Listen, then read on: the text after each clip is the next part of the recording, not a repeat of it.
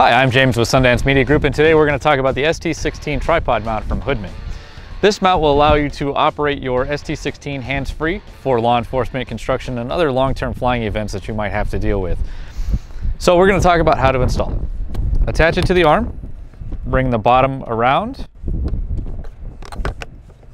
tighten this nut on the back,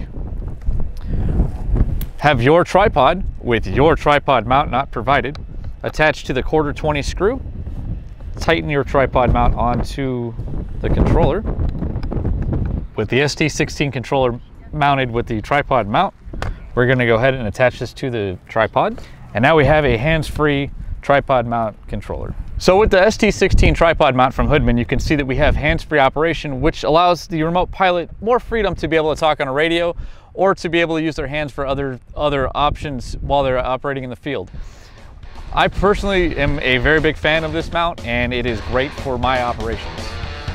Please subscribe to our YouTube channel and follow us at SundanceMediaGroup.com.